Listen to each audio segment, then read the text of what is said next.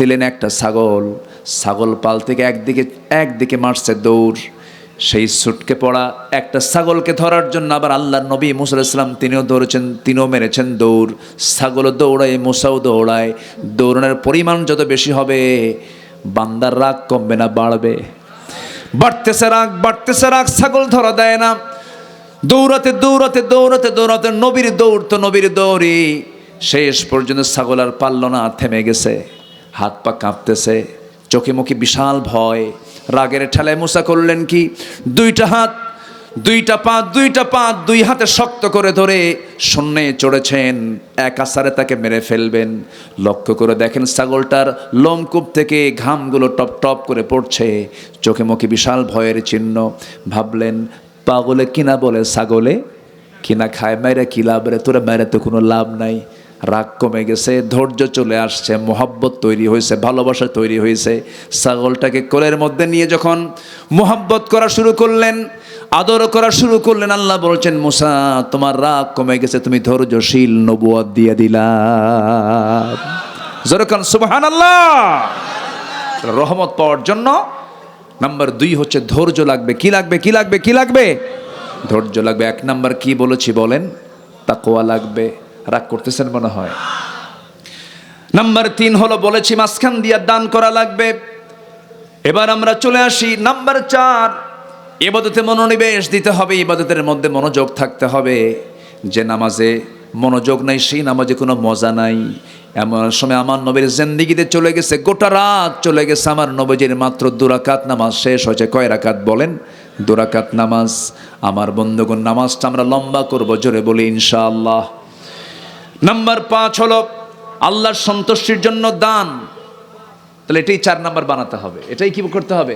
4 number বানাতে হবে। মান যাল্লাযী ইউকরিদুল্লাহ কারদান হাসানান ফায়ুদাইফাহু লাহু আদআফান কাসীরা।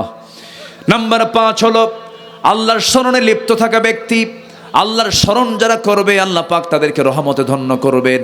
ফাযকুরুনি আযকুরকুম ওয়াশকুরুলি ওয়ালা তাকফুরুন। জোরে বলুন আল্লাহু আকবার। আমি কি আয়াত ছাড়া কোনো কথা বলতেছি? আমার একটা স্বভাব এটা, আমি আয়াতের বিকল্প কোনো কথা আমার মুখে আমি আনতে চাই না, আমার ভাল লাগে না। কারণ আমি কোরআনের মাহফিলে এসেছি, কোরআন থেকে যদি না কথা বলি তাহলে এই মাহফিলের হককে আদায় হবে না। এই জন্য খেয়াল রাখবেন যেন আলোচনায় যেন বেশি বেশি আয়াত থাকে, এই বিষয়টা খেয়াল রাখবেন সম্মানিত ভাইয়েরা। নাম্বার 6 হলো তৌবা ও ক্ষমা প্রার্থনা করা। তৌবা যখন করে তখন রহমত নাজিল করেন কে? আসতে বলবেন না, কে? আমাদের গুনাহ আছে না নাই? আছে। 12টা বাজলে এই রোগ একটু হয়, মানুষ একটু ওঠা বসা করে, কারণ মানুষের জীবন তো ঘুম, তারপরে প্রাকৃতিক চাপ, বিভিন্ন চাপ থাকে, পরিবারের চাপ, বাড়িতে যাওয়ার চাপ। একটু বসেন, আমি পয়েন্টগুলো শেষ করে আমি শেষের দিকে আস্তে আস্তে চলে যাব। নাম্বার 6 হলো তৌবা করা। তৌবা করবো কার কাছে? আস্তে তৌবা করবো কার কাছে? আল্লাহর কাছে। নাম্বার 7 হলো আল্লাহর উপরে ভরসা করা। ভরসার জায়গা কয়টা? আস্তে কয়। ভরসার জায়গা কয়টা? ইমানদারের জন্য ভরসার জায়গা কয়টা? আর মুশরিকদের জন্য কয়টা? হাজার হাজার। মুশরিক যারা, তারা বিভিন্ন জায়গায় দরবারে ভরসা রাখে। দরবারে ছাগল পাঠাও, পীর সাহেবের কাছে একটু সেজদা দাও, চাহিদা পূরণ হয়ে যাবে। তাহলে ভরসা হলো না, এটা হলো শিরক। আমরা ভরসা করব কার উপরে? আল্লাহর উপরে। রহমত দিবেন কে? সন্তান ছেলে দেন কে? মেয়ে দেন কে? দেন না কে? সিদ্ধান্ত কার? মন খারাপ করা যাবে? ফাইদা আযামতা ফাতাওয়াক্কাল আলাল্লাহ।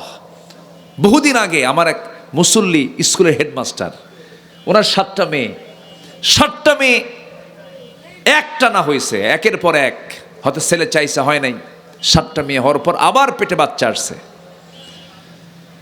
সেই বাচ্চাটা 8ম নাম্বার বাচ্চা, এটাও হয়েছে মেয়ে। হুজুর যাবেন কোথায়? আমার 14 গোষ্ঠী সব আমার বাড়িতে চলে আসছে। এসে এক একটা চোখ বড় বড়, খেপে গিয়ে বলে, লজ্জা করে না? আর কতগুলো নিবা? 8টা মেয়ে হয়েছে, আর কয়টা বাচ্চা নিবা? এই বাচ্চার নাম রেখে দাও ইতি, সমাপ্তি, আর না চাই না। হুজুর আমাকে এরকম করে পরামর্শ দিল। আমি তো শিক্ষিত মানুষ, আমি বুঝি ছেলে মেয়ে তো এটা আল্লাহর ফয়সালা। আমি উত্তরে বললাম এই সন্তানটার নাম রেখে দিলাম আশা, মানে আরো আসুক, আশা ভরসা। শুকরিয়া আদায় করার মতো কিছু লোক আছে না নাই? আছে না নাই? আছে।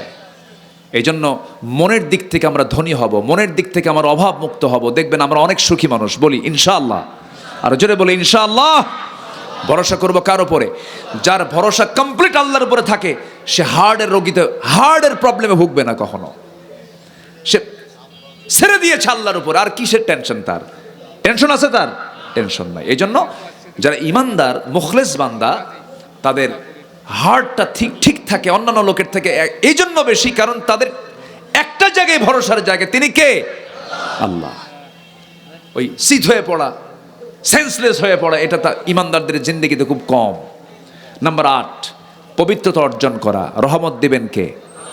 পবিত্রতা শুধু কি নাপাকি থেকে বাঁচা, না সকল হারাম থেকে বাঁচা? সকল হারাম থেকে বাঁচা। নাম্বার 9 হলো কৃতজ্ঞতা প্রকাশ করা, আল্লাহর শুকরিয়া আদায় করা। চোখ, হাত, পা, কান, নাক সব দিয়েছেন আল্লাহ। এই জন্য সকল কিছুর অবদান একমাত্র কার? প্রশংসা করব কার? আল্লাহর। নাম্বার 10 হলো আল্লাহর ভয়ে কাঁদা। নাম্বার 11 হলো ধৈর্য, সালাতের মধ্য দিয়ে আল্লাহর কাছে সাহায্য চাওয়া। নাম্বার 12 হলো সালাতের প্রতি যত্নবান হওয়া, আল্লাহর সামনে বিনম্র হয়ে দাঁড়ানো। নাম্বার 13 হলো আল্লাহর সামনে দাঁড়ানোর ভয়ে নিজ প্রবৃত্তিকে কামনা বাসনা থেকে নিবৃত রাখা, চোখের পানি ফেলে ফেলে কাঁদা। আপনি কি জানেন 1 ফোঁটা চোখের পানি 7টা জাহান্নামকে নিভায়া দিয়া বান্দাকে জান্নাতের বাসিন্দা বানায়া দিতে পারে। আমরা কাঁদবো কার কাছে? আল্লাহর কাছে। নাম্বার 14 হলো সৎকর্মশীল হওয়া, ভালো কাজে নিজে জড়িত হওয়া, পরস্পরকে সৎ কাজের দিকে মানুষকে ডেকে আনা। এরপর আল্লাহ রাব্বুল আলামিন রহমত লাভের উপায় হিসেবে 15 নম্বরে বলছেন জীবনের সকল জায়গায় আনুগত্য করতে হবে দুজনের। 1 নাম্বার কার বলেন? আসতে বলবেন না কার? নাম্বার 2 হচ্ছে মুহাম্মদ সাল্লাল্লাহু আলাইহি ওয়াসাল্লাম। এই আনুগত্য যদি কমপ্লিট হয়ে থাকে, আল্লাহ রাব্বুল আলামিন বলছেন মাইয়ুতিইল্লাহা ওয়া রাসূলাহু ফাকাদ ফাযা ফাওজান আযীমা। যার আনুগত্য 16 আনা ঠিক থাকবে আল্লাহ এবং রাসূলের ক্ষেত্রে, সে ব্যক্তি মহা সাফল্যবান হবে। জোরে বলি সুবহানাল্লাহ। এই 15টা গুণ, এই 15টা উপায় যদি আমাদের জীবনে, যদি আমরা বাস্তব জীবনে প্রয়োগ করতে পারি, কমপ্লিট রহমত পেয়ে যাব একমাত্র কার? কার কার কার? আল্লাহর। আল্লাহ কবুল করুন। জোরে বলি আমিন। আরো জোরে আমিন, আরো জোরে আমিন। সম্মানিত ভাইয়েরা, আমি সংক্ষিপ্ত সময়ে যতটুকু একটা সাবজেক্ট ধরেছিলাম আমি বলার চেষ্টা করেছি, আপনাদের বিরক্তির উদ্রেক যেন না হয়। কিছু ভাইদের একটু চলাফেরা, একটু নড়াচড়া লক্ষ্য করছি, তো একটু বসেন। আর কিছু সময় কথা বলে মাদ্রাসার কিছু কালেকশন থাকে, তাদের জন্য একটু দোয়া, সার্বিক সব কিছু সম্পূর্ণ করে আমরা এখান থেকে সম্পূর্ণ একটা পরিবেশ তৈরি করে আমরা এখান থেকে বিদায় নেব। জোরে বলি ইনশাআল্লাহ।